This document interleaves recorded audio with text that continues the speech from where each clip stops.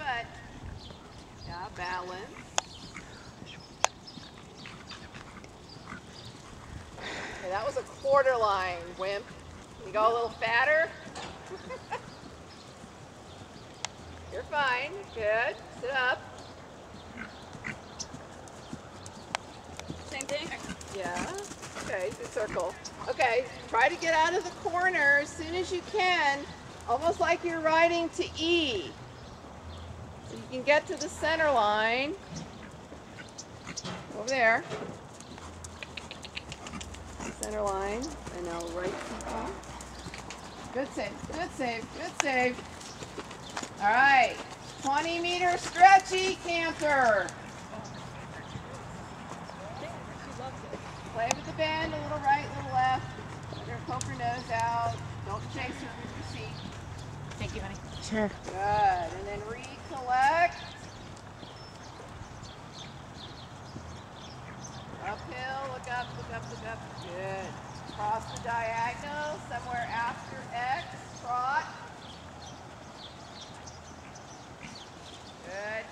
Don't bury your hands. Don't pull either. Just think trot. Good girl. Alright, and after the second corner, walk. Shoulders back, but don't bury your hands. Alright, give him a pat. Give her a pat, long rein. That was a lot. Yeah. Well, especially because I'm like confusing her a little, so. Right, yeah, you were getting a little wimpy and only going to the quarter line that last lead, and I said, you're not even making it to the center. Well, I think also like I'm honestly at the point where if they're doing it correctly, I can get the feel. But if I have to kind of help them get there, then I don't quite have the feel good enough. Yeah, you can help. But you help. The thing is, you got to make sure they're going forward, because when she's crossing her legs and engaging that enough, if she doesn't have enough RPMs, it'll all fall apart and she'll trot. Okay. So number one is that she has enough jump in the canter that she's not going to trot, and then, you know, so what if she makes a mistake? So what if you make a mistake? Just come around and do another one and tell yourself, okay, I got to remember, okay, what happened? Did I come off my inside seat bone? Did I inadvertently pull her over with my outside rein, which caused her to lose her balance? And just do it over, you know, enough times that you guys can kind of get the hang of it. Here comes Sean. Hi, Sean. Glued to me. And then doing a shoulder in and then the haunches in sets her up for maintaining that bend in the counter team. Yeah, I just don't ever end up ownership with her, I think, with the canter, because I don't ever feel like, I always feel like she's on the brink of braking, like she's not like entering up, and so then I'm kind of just start trying to push with my seat instead of just kind of Well, that's what you have to do. getting into the If you feel like she's going to break, you have to push her forward. That's the right answer. But then I feel like I have less to work with, because she kind of feels like she's always on the verge of breaking. Okay, I mean, but you're doing the right fix, is what I'm saying, is to make her go forward. Yeah, I just Until she gets strong enough that the challenging lateral question becomes more easy for her. And it will become easy when she gets strong enough to do it. If she's going engaged enough because you're riding her forward, then she'll get stronger. It'll have a cumulative effect. Whereas you're not trying to force and crunch and shove, that's not going to work, because that'll make her suck back and then the canter will get crappy. So it's better to ride it a little more forward. And I was gigging you about not making it to the center line. But if you feel like she can't make it to the center line, if that angle is too steep, then back off the angle and just go to the quarter line. That was, I mean, I was being kind of facetious about it, gigging you. I wanted to see if you could get it to the center line.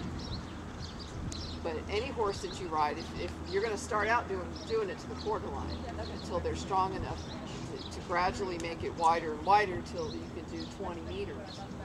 And then eventually you're going to do 4 loops and 5 loops and 6 loops holding the counter cam. And I guess I wasn't so I'm on the right lead. As I come through the corner, do I want to think already that she's kind of her Like what's the shape of her body as she moves through? She's kind of doing a classroom? shoulder in, Okay. kind of exaggerated shoulder fore, almost She shoulder has to in. move her shoulders in order to make. Right. You want her to stay flexed in the direction of the lead. What I see happening a lot is, say you're on the right lead and you come around toward the center line.